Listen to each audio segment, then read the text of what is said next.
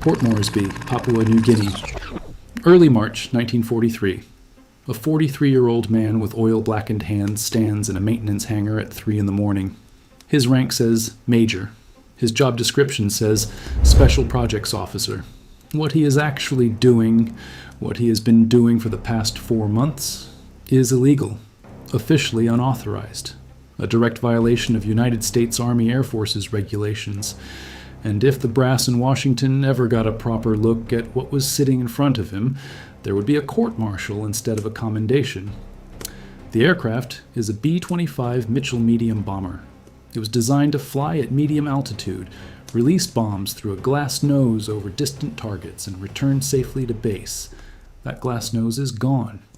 In its place, 4.50 caliber M2 Browning machine guns, fixed forward, each loaded with 500 rounds. 2 more guns protrude from blister housings bolted to either side of the fuselage. 2 more sit locked in the dorsal turret, angled permanently forward. 8 guns in total. The firepower of a fighter aircraft crammed into a platform that also carries 2,000 pounds of bombs. Nobody approved this. No regulation permitted it. No engineering department signed off on the structural modifications. No manual existed for what this man had done. His name was Paul Irvin Gunn. The younger pilots who worked alongside him called him Pappy. He had not slept more than 4 hours a night in weeks. His wife Polly and his 4 children were prisoners of the Japanese, locked inside a converted university in Manila that had become an internment camp. He had not spoken to them in months. He did not know if they were alive. And what you need to understand, what most documentaries about the Pacific War will never tell you, is that the story you think you know is wrong. The conventional version says America won the air war in the Pacific with superior technology and industrial might. That is partially true. But the specific weapon that broke Japan's ability to supply its forces in New Guinea, the weapon that made the island-hopping strategy viable, was not designed by a committee in Washington. It was not approved by a board of engineers. It was welded together in the dark by a grieving father who had decided that if the military's existing weapons couldn't end the war fast enough, he would build one that could. 3 weeks from this moment, the modified B-25s that Pappy Gunn built in violation of every regulation in the book would destroy an entire Japanese convoy in the Bismarck Sea. 8 transport ships, 4 destroyers, nearly 7,000 troops, annihilated in a single day. Japan would never attempt another major convoy resupply in the Southwest Pacific again. The illegal idea didn't just create an effective weapon, it rewrote the rules of naval warfare.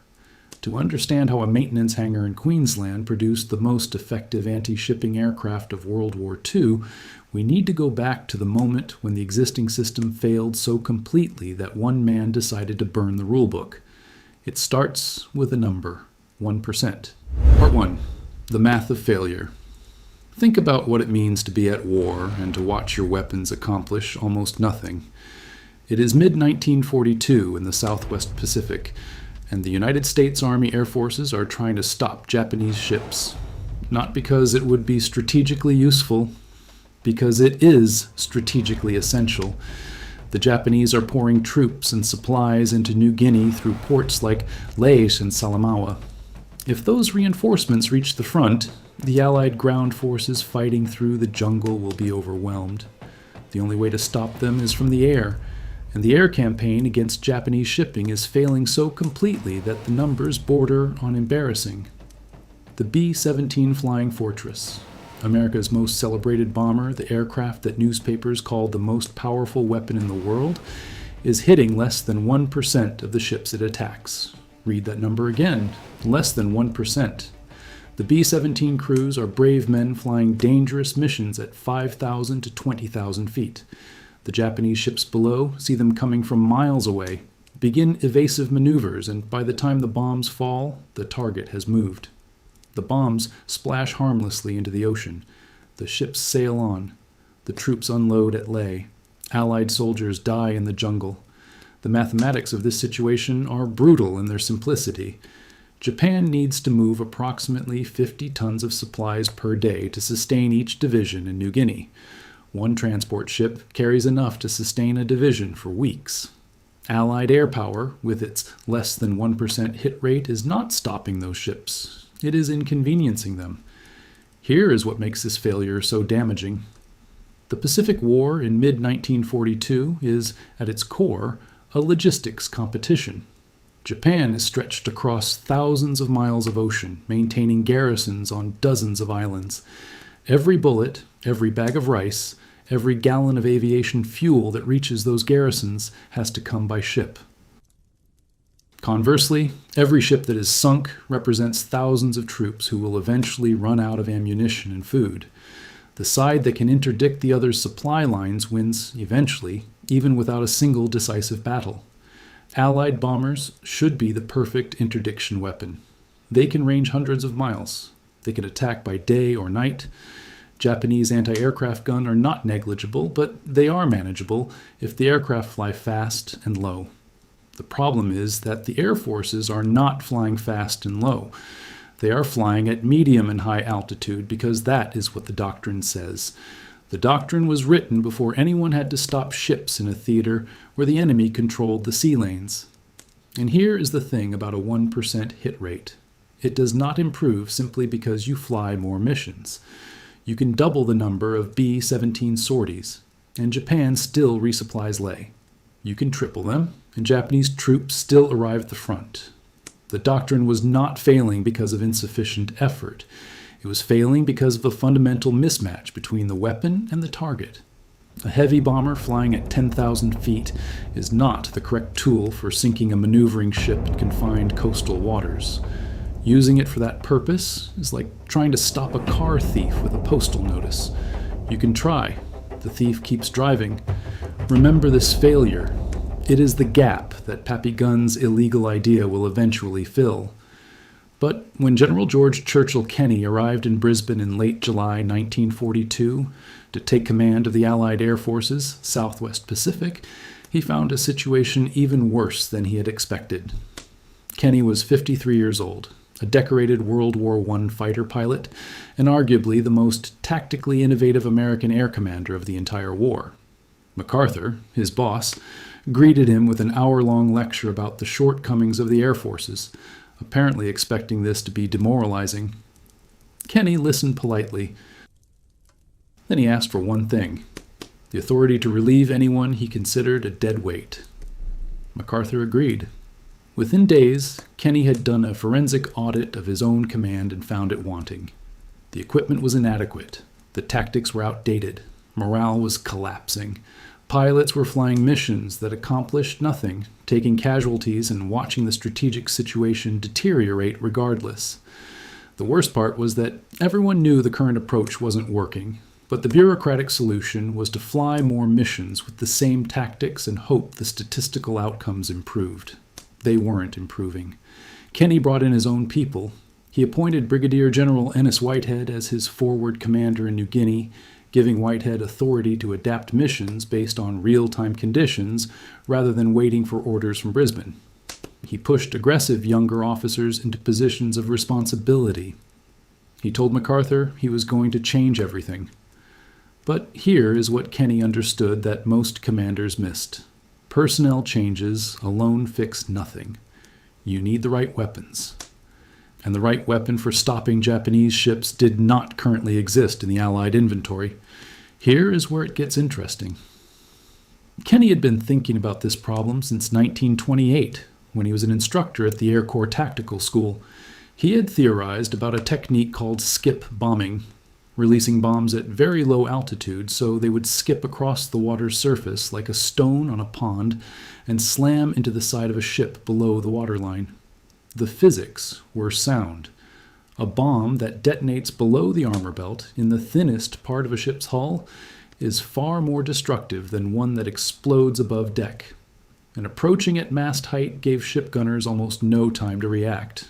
The problem, coming in low, meant flying straight through withering anti-aircraft fire with no way to suppress the gunners. The B-17 lacked forward-firing guns. B-25s in their standard configuration carried defensive weapons, not offensive ones. A pilot flying at 50 feet over the water toward a destroyer with nothing to shoot back with is not attacking. He's committing suicide with extra steps. Skip bombing, in theory, was brilliant. In practice, it was a death sentence. Unless, of course, someone gave the bomber the ability to silence those deck guns first. Unless someone transformed the aircraft into its own fighter escort. Something that could come in blazing, sweep the deck of every gun crew, and then deliver the killing bomb. Unless someone did something the regulations explicitly prohibited. In August 1942, Kenny received a report that someone at the 3rd Bombardment Group was illegally modifying a 20 Havoc light bombers. The nose of the aircraft, the position where the bombardier sat, had been gutted. In its place, 4 forward-firing .50 caliber machine guns. No authorization, no engineering sign-off, just improvisation, scrounged parts, and the kind of mechanical intuition that takes 2 decades to build. Kenny went to investigate. What he found would change the war. Part 2. The Fuel of Fury. You need to understand who Paul Gunn was before you can understand what he built, because the illegal modifications weren't primarily an engineering project. They were, at their core, a personal response to personal catastrophe, and that is why they were pursued with a ferocity that no committee-approved weapons program could match. Paul Irvin Gunn was born on October 18, 1899, in Quitman, Arkansas, the son of a blacksmith. He enlisted in the Navy in 1918, initially as an aviation mechanics mate. That detail is important. Gunn did not become a pilot first and then learn about machines. He learned machines first. He understood aircraft from the inside out, from the rivets and the wiring and the stress points that no textbook covers, because you only find them when something breaks at the wrong moment. He eventually qualified as a naval aviation pilot, one of the Navy's enlisted aviators, and served with VF-1B, the Top Hatters, one of the oldest fighter squadrons in the Navy. He instructed at Naval Air Station Pensacola. He flew for 21 years. He retired as a Chief Petty Officer in December 1939, not because he wanted to stop flying, but because the Navy's rules about age and retirement left him no choice. He was 40 years old and already, in the institutional definition, finished. He went to the Philippines. He helped establish Philippine Airlines, flying the 5 Beechcraft aircraft that constituted the entire fleet. He married Clara Louise Crosby, everyone called her Polly, and they had 4 children, Paul Jr., Nathaniel, Connie, and Julie. They built a life in Manila. It was, by any measure, a good life. December 8th, 1941 ended it. Gunn was at Nichols Field outside Manila when Japanese bombers arrived to begin the systematic destruction of American air power in the Philippines. Within hours, Major General Louis Brereton had commandeered Gunn's civilian aircraft and commissioned Gunn himself as a captain in the Army Air Forces. What was meant to be temporary became a 3-year war. In the chaotic weeks that followed Pearl Harbor, Gunn flew everything he could get his hands on. He flew unarmed transports on reconnaissance missions. He flew supply runs into airfields that were already under Japanese attack. He earned a Distinguished Flying Cross by flying an unarmored aircraft into Japanese-controlled airspace to deliver medical supplies to the besieged troops on Bataan, a mission that was, by any objective assessment, suicidal. He did it anyway, but he could not reach his family. On Christmas Eve, 1941, Gunn received evacuation orders. Key personnel were being flown to Australia. He drew his military pay, borrowed money from fellow officers, and tried to get Polly and the children to the airfield. The Japanese advance was too fast. He had to choose: disobey orders and stay, or fly to Australia and leave them behind. He flew to Australia. Because orders were orders. Because the war was bigger than one family. He had no way of knowing if he would ever see them again. He had no way of knowing if he would ever see them again. Nathaniel Gunn, Pappy's youngest son, would later write about what life in Santo Tomas was like during those years. Food rations shrank steadily as Japan's supply situation worsened. The male and female prisoners were separated into different sections of the camp, which meant the boys were apart from their mother for stretches of time that felt, to children, like abandonment. Japanese guards became more unpredictable as the war turned against them. By 1944, the rations had dropped to near starvation levels. Nathaniel remembered watching his mother try to maintain composure in front of the children, refusing to show fear, telling them their father would come. She did not know if that was true. She said it anyway, which had been converted into an internment camp for enemy civilians. More than 4,000 prisoners would eventually be held there under conditions that deteriorated steadily as the war continued. Food became scarce. Disease spread. The guards grew harsher as Japanese military fortunes declined. Something changed in Gunn when he learned this, something that never fully changed back. The man who continued working on aircraft modifications in Australia was not the same person who had left Manila. He was still technically competent, still charming, still capable of the easy laughter that had made him popular with junior pilots. But underneath that, operating at a temperature that never cooled, was a single arithmetic equation. Every Japanese ship he could destroy was one fewer ship keeping Japanese forces in the Philippines. Every Japanese aircraft he could ground was one fewer aircraft defending the occupation. End the war faster, and Polly and the children come home. Don't end it fast enough, and they don't. This is the fuel that powered the illegal workshop. Not ambition, not careerism, not a desire for recognition.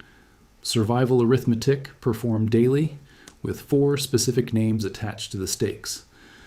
When Kenny arrived at the 3rd Bombardment Group's base at Charters Towers in August 1942 and found Gunn working on the A-20 modifications, he did not see an insubordinate officer who needed to be disciplined.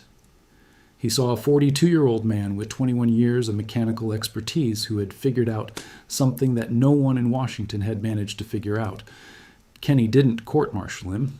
He put Gunn on his personal staff as Special Projects Officer and gave him a mandate: make it work. Specifically, make it work for the B-25 Mitchell, a larger, longer-ranged aircraft that could carry more guns, more bombs, and hit targets that the shorter-range A-20 couldn't reach. Gunn moved to Eagle Farm Airfield in Brisbane and began what would become the most consequential unauthorized weapons program of the Pacific War.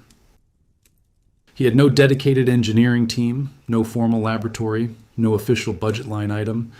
He had his own hands, a small group of mechanics he trusted, parts scavenged from wrecked aircraft, and the kind of problem-solving instinct that comes from 2 decades of making things work when they technically shouldn't. The clock in his head, counting the days Polly and the children had been in Santo Tomas, never stopped. Part 3. The Illegal Workshop. Here is the first thing you need to understand about the B-25 Mitchell in its standard 1942 configuration. The bombardier sitting in the glass nose was useless for anti-shipping missions at low altitude. At 50 feet above the water, flying at 300 miles per hour, there is no time for a bombardier to calculate a release point. The bomb either goes where the pilot points the plane, or it misses. The entire bombardier's position, the man, the Norden bomb sight, the glass nose, is dead weight on a low-altitude strike mission. Gunn removed it. He replaced the glass nose with a solid metal panel and began mounting .50 caliber M2 Browning machine guns in the space where the bombardier used to sit. 4 guns in the nose, firing forward. That was the initial configuration. But Gunn wasn't finished. He added 2 more .50 caliber guns in package housings bolted to the lower fuselage on either side, below the cockpit. The muzzles extended slightly forward of the propeller arc, which created an engineering problem. The first test fires had the muzzle blast peeling the aircraft's skin around the gun positions. Gunn solved this by extending blast tubes beyond the props. Trial and error, but the kind of error you can afford when you're the one running the program. Then he looked at the dorsal turret. Twin .50 caliber guns behind the cockpit that were designed to rotate and defend against enemy aircraft attacking from above. Gunn locked it in the forward firing position. The co-pilot could now operate those 2 guns from the cockpit. 8 .50 caliber machine guns all firing forward. Combined rate of fire, approximately 6,400 rounds per minute. 800 projectiles per second, converging at a point roughly 200 to 400 yards in front of the aircraft. When those 8 guns opened up on a ship's deck, The effect was not suppression, it was erasure. Picture this: a Japanese transport ship, fully loaded with troops and supplies. The ship's anti-aircraft gunners are at their stations, scanning the sky for high-altitude bombers. They're trained for that threat. They know how to track a B-17 at 5,000 feet. Then they hear a sound they have never heard before: the distinctive roar of twin Wright R-2600 radial engines at maximum power, coming in so low that the aircraft is barely clearing the wavetops. By the time they locate it visually, it is already inside 1,000 yards, and the guns are firing. At 300 miles per hour closing speed, you have approximately 6 seconds from first visual contact to impact. You cannot traverse a gun mount fast enough. You cannot aim and fire quickly enough. The stream of .50 caliber bullets walks across the deck before you can do anything about it. That is not a fair fight. That is an execution. But Gunn had one more problem to solve, and it was arguably the most technically demanding: making the guns hit the same point. 8 guns firing from slightly different positions, at slightly different angles, will produce 8 different impact points. Those points need to converge at the optimal engagement distance, somewhere between 200 and 400 yards, for the fuselage to be maximally destructive. This required precise harmonization of each gun mount, tested against targets at measured distances, adjusted by hand, tested again. Gunn personally signed off on every aircraft.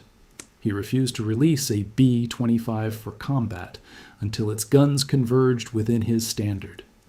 He was working 18-hour days in a hangar in Brisbane, scavenging .50 caliber weapons from crashed fighters, fabricating mounting brackets out of whatever metal was available, and personally test flying each modified aircraft to verify that the center of gravity, dangerously forward shifted by all that nose weight, was still manageable.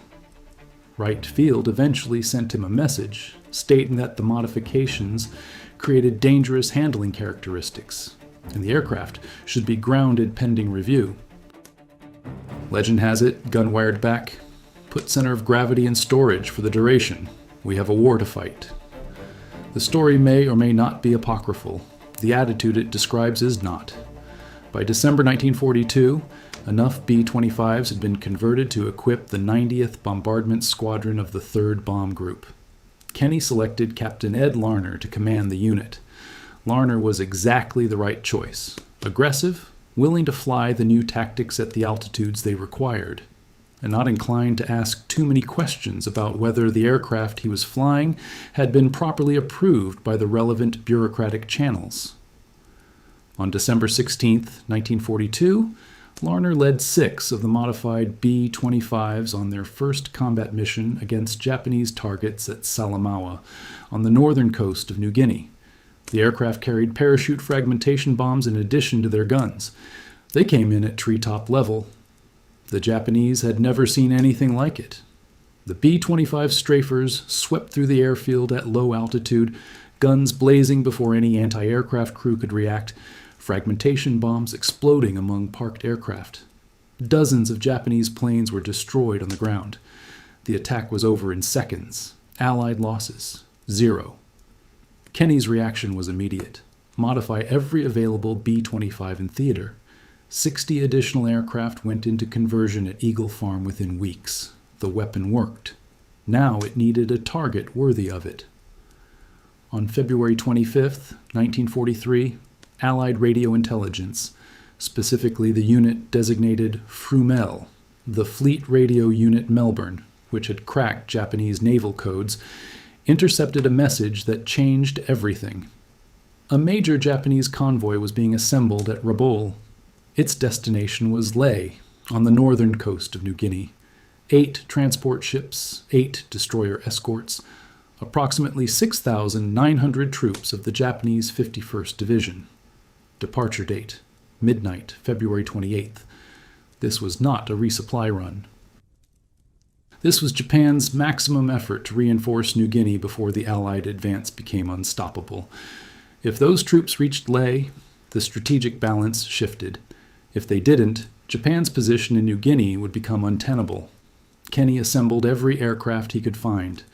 B-17, flying fortresses for medium-altitude harassment, Royal Australian Air Force Beaufighters for low-level strafing, P-38 Lightnings for air cover, and the modified B-25 Strafers of the 90th Squadron, armed with 8 forward-firing guns and skip bombs for the killing blow. The trap was set. Now the Japanese had to walk into it. Part 4. The Bismarck Sea. At midnight on February 28, 1943, a Japanese convoy departed Simpson Harbor at Rabaul. Rear Admiral Masatomi Kimura commanded from his flagship, the destroyer Shirayuki. The convoy formation included 8 transports: Kyokusei Maru, Kembu Maru, Teiyo Maru, Nojima, Ayo Maru, Oigawa Maru, Shinai Maru, and Taime Maru, surrounded by 8 destroyers including Shirayuki, Asashio, Arashio, Tokitsukaze, Yukikaze, Uranami, Shikinami, and Asagumo. Air cover, approximately 100 Zero fighters. This was the strongest convoy escort Japan had assembled for a resupply mission. Kimura knew it would take losses. Every recent convoy to New Guinea had, but he had been assured that enough ships would get through to deliver the troops. Japanese commanders had reviewed the Allied bombing record against previous convoys and concluded that high-altitude bombardment was manageable. Ships could maneuver. Ships could absorb near misses. Enough would survive. What they did not know was that the weapon they had been calculating their survival odds against no longer existed in the Allied inventory. The aircraft that would attack them on March 3rd were not the B-17S they had learned to dodge. For the first 2 days, the convoy made reasonable progress. Tropical weather moved through the area, providing cloud cover and limiting Allied reconnaissance. B-17 attempted attacks on March 2nd, flying from medium altitude, and achieved what they always achieved: minimal damage. Several Japanese ships altered course repeatedly to avoid the falling bombs, which slowed progress but caused no significant losses. Japanese fighter cover handled the American escorts. By nightfall on March 2nd, Kimura's convoy was approximately 30 miles from Leh. Close enough to see the finish line. Imagine being a Japanese soldier below decks on one of those transports. You have been at sea for 2 days in heavy weather, crammed into holds meant for cargo, seasick, armed but unable to fight because there is no enemy you can shoot at. You know Allied aircraft have been attacking but haven't stopped the convoy. You can almost see New Guinea. You think the worst is over. It had not begun. At dawn on March 3rd, the weather cleared. Perfect visibility, calm seas. The convoy was now within range of every Allied aircraft in the theater, with nowhere to hide and nowhere to run. The attack began at approximately 10 in the morning. First came the B-17S from medium altitude, forcing the convoy to begin evasive maneuvers and fixing the attention of Japanese lookouts upward. Then the Beaufighters arrived, coming in low with their 20mm cannons and 6 machine guns blazing, sweeping the anti-aircraft positions on each ship. Then, through the smoke and chaos of the initial strafing runs, the modified B-25 Strafers arrived. This is the moment the title promise is fulfilled. This is where the illegal idea meets its test. The first B-25 Strafer selected the transport Kyokusei Maru as its target and pushed the nose down to 50 feet above the water. At 1,000 yards, the pilot opened fire.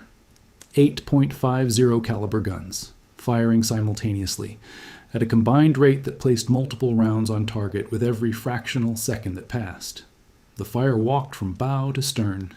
Sailors were cut down at their stations. Anti-aircraft positions were destroyed before their crews could depress the barrels low enough to track the aircraft screaming in at mast height.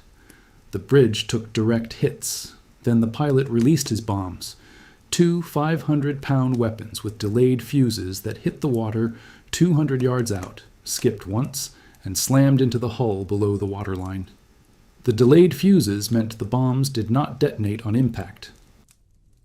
They penetrated the hull, sank slightly, and then detonated in the most vulnerable part of the ship, below the armor belt, where the steel was thinnest and the flooding would be most catastrophic. Kyokusei Maru listed immediately. Water flooded the engine room and the troop holds. The ship settled within 15 minutes. Of the troops aboard, hundreds never made it out of the holds.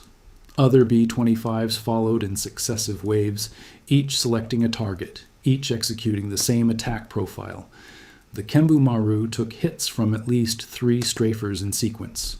4 skip bombs struck below the waterline. The ship broke in half and sank in under 10 minutes. The Teiyo Maru was strafed so heavily that fires broke out across the superstructure. 2 bombs opened the hull, and she went down with nearly 1,000 troops aboard. The Nojima lost power to a bomb in the engine room and began taking on water. She would sink before evening. The Japanese destroyers were also hit. Kimura's flagship Shirayuki took strafing fire that swept the bridge, wounding Kimura and killing many of his staff. A bomb near the stern ignited a magazine. Secondary explosions blew the stern section off. The destroyer sank. Tokitsukaze was hit by bombs that ignited her fuel tanks. She became a floating inferno within the hour. The destroyer Arashio, maneuvering desperately, collided with the damaged Nojima and suffered structural damage that left her unable to proceed. She was abandoned. Japanese Zero fighters tried to intervene, but the P-38 Lightnings engaged them at altitude, while the B-25 strafers operated at masthead height, too low for fighters to safely attack without hitting their own ships below. The coordination was exact. The first wave of attacks lasted approximately 40 minutes. When Allied aircraft withdrew to rearm and refuel, all 4 transports they had engaged were sinking or already on the bottom. 3 destroyers were gone. The remaining ships were scattered, damaged, and in complete disarray. That afternoon, the B-25 strafers returned. They found the surviving vessels limping toward Leh. Each was attacked individually, methodically, without mercy. By nightfall on March 3rd, all 8 Japanese transports had been sunk. 4 of the 8 destroyers were gone.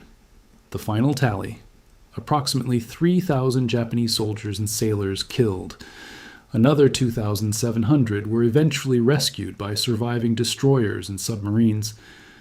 Of the nearly 6,900 troops who had departed Rabaul, approximately 1,200 ultimately reached Leh, most of them without weapons, equipment, or supplies.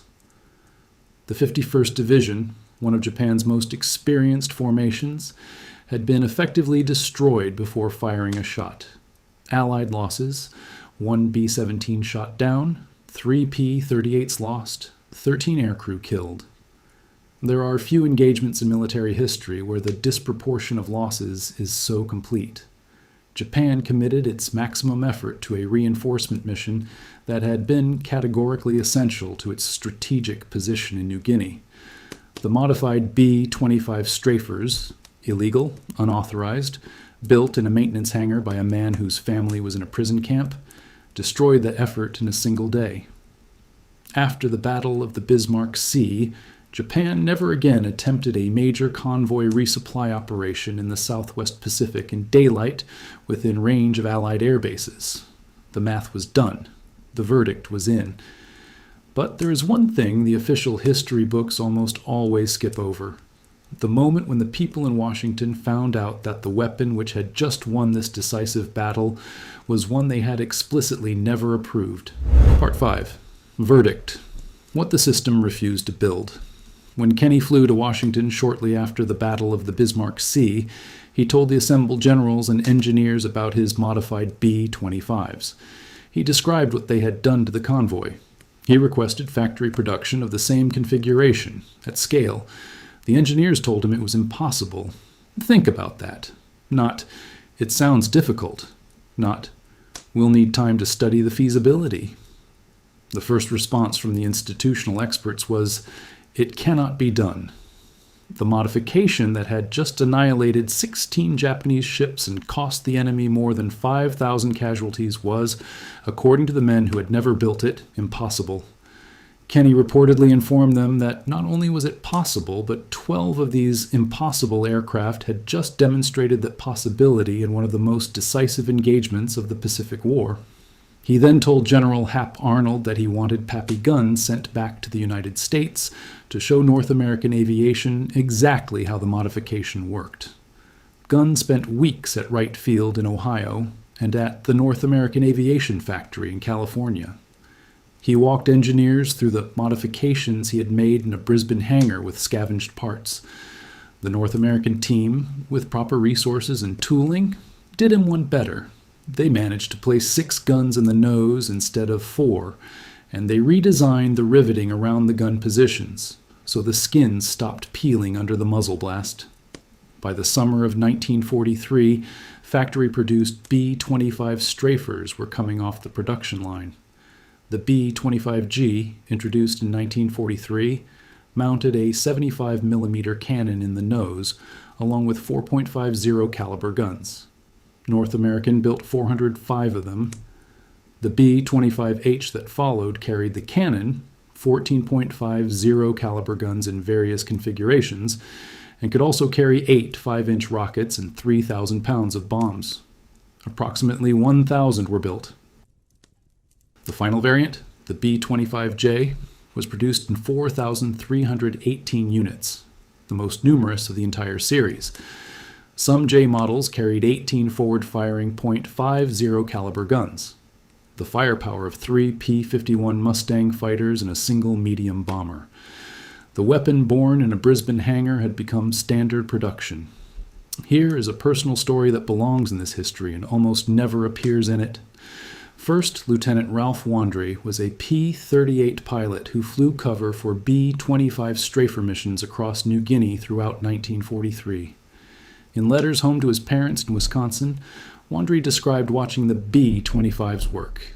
His words were specific in the way that soldiers' words are specific, the kind of detail that comes from watching something happen 50 feet below you, not from reading about it afterward. He wrote that the Japanese ships simply came apart when the strafers hit them, that the strafing runs so thoroughly cleared the decks that by the time the skip bombs arrived, there was no one left standing to fight back. He wrote that after Bismarck Sea, the ground crews painted a small ship silhouette on the nose of every B-25 that had participated in the battle, and that the pilots ran their hands over those silhouettes before every subsequent mission like they were touching something lucky. What Wandry was describing, without quite using the language for it, was the psychological transformation that Gunn's illegal idea had produced. Before the modified B-25s, Allied air crews flying anti-shipping missions in the Southwest Pacific operated under the reasonable expectation that their bombs would miss, their aircraft might be damaged by concentrated anti-aircraft fire, and the ships would continue to their destination regardless. After the modification, the situation reversed. The ships were the ones who couldn't protect themselves. The crews were the ones who had the advantage. That change in the psychology of a mission, from hoping you might succeed to expecting you will, is worth more than any technical specification.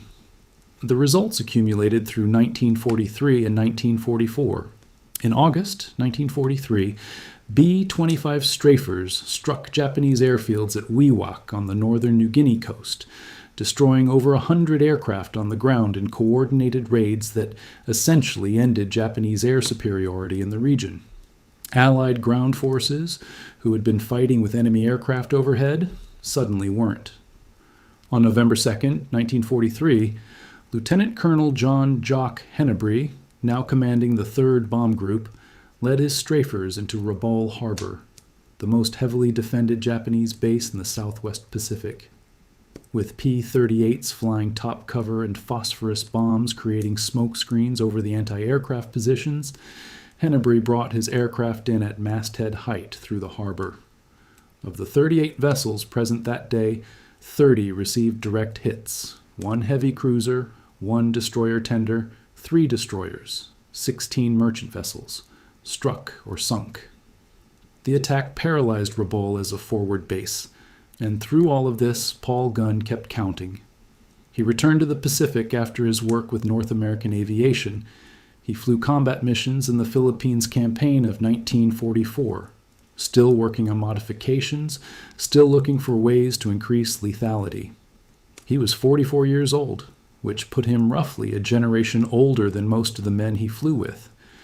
In late 1944, during the Japanese bombing of Tacloban airfield on Leyte, white phosphorus bomb fragments tore into his shoulder, causing damage that rendered his right arm largely useless. He was evacuated. The wound ended his combat flying. His family was still in Santo Tomas. On February 3, 1945, elements of the 1st Cavalry Division conducted what became known as the Flying Column, a fast armored thrust through Manila to reach Santo Tomas before Japanese guards could carry out what appeared to be plans for mass executions of the camp leadership. The cavalry arrived in time.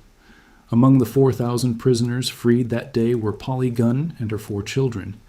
They had been in the camp for 3 years and 14 days. Polly was emaciated. The boys, Paul Jr. and Nathaniel, had spent years in male-only quarters, separated from their mother. Connie and Julie had grown up in captivity. All of them were alive. MacArthur arranged for the family to be flown to Australia to reunite with Pappy. The reunion occurred weeks after liberation. The man who had left Manila on Christmas Eve, 1941, held his family again. Now we can close the forensic audit. Go back to that hangar in Port Moresby. March 1943. A man with oil on his hands standing in front of an aircraft that should not exist. Every regulation in the manual says what he built is unauthorized. The official engineering establishment has determined that the concept is impossible. 8 transport ships, 4 destroyers, 5,700 casualties, 0 Allied ships lost.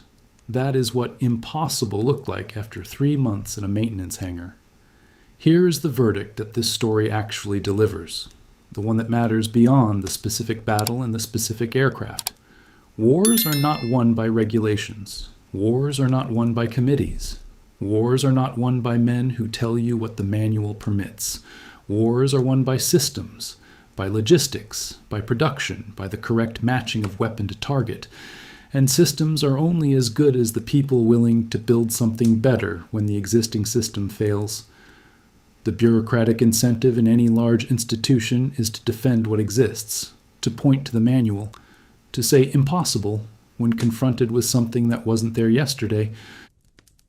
The Army Air Force's official position in mid-1942 was that high-altitude bombing was the doctrine was working, and anyone modifying aircraft without authorization would be subject to court-martial. Meanwhile, in a Brisbane hangar, a 42-year-old father with a missing family was building the weapon that would make the doctrine obsolete. The illegal idea won. The manual lost. Paul Irvin Gunn retired from military service on June 30th, 1948, as a full colonel, medically retired due to his wounds. He returned to the Philippines, re-established Philippine Airlines, and continued flying. He collected 9 Purple Hearts across his wartime service, 9 separate occasions on which enemy action wounded him, and he continued. He won the Distinguished Flying Cross twice, the Silver Star, the Legion of Merit, and the Air Medal. In 1959, General Kenny published a biography called The Saga of Pappy Gunn. He wrote that Gunn was one of the most important individuals in the Pacific War. He was probably being conservative. On October 11th, 1957, 7 days before his 58th birthday, Gunn was flying a charter flight over the Philippines when his aircraft encountered a severe storm. The plane went down.